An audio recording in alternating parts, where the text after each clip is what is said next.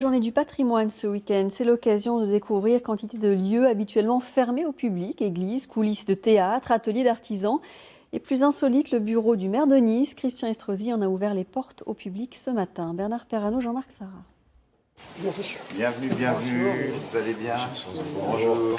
C'est un bureau chargé d'histoire que l'actuel maire de Nice a voulu ouvrir au public. En 1930, François Malocena a pris possession des lieux, suivi quelques années plus tard par la famille médecin, Jean puis Jacques médecin, qui un jour de 1980 a accueilli pour la première fois un jeune champion de moto.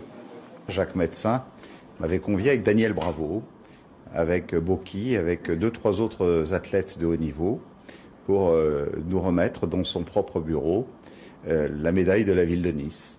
Et donc je suis rentré dans ce bureau avec une certaine émotion, bien évidemment, sachant toute l'histoire qu'il représentait dans cette ville qui est la mienne.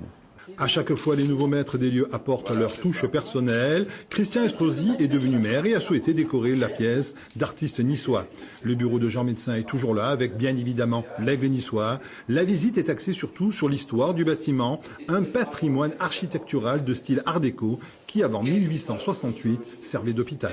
Lorsque, en 1860, Nice est rattaché à la France, de nouvelles institutions se mettent en place et le lieu du pouvoir va se déplacer, qui était auparavant à la place Saint-François dans le palais communal, qui fait l'objet d'un gros programme de restauration justement puisqu'on est en période de mise en valeur du patrimoine. Donc ce lieu de pouvoir qu'est la mairie va se déplacer ici dans ce lieu qui était auparavant l'hôpital. Et l'hôpital qui était ici va se déplacer à ce qui fut encore récemment l'hôpital Saint-Roch. Cette année, les journées du patrimoine sont consacrées à la jeunesse. Audrey a amené ses enfants afin de leur faire découvrir l'histoire de leur ville. C'est presque émouvant de sentir l'héritage des siècles précédents. C'est presque émouvant, je trouve.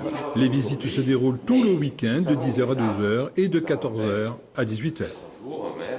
Et vous trouverez une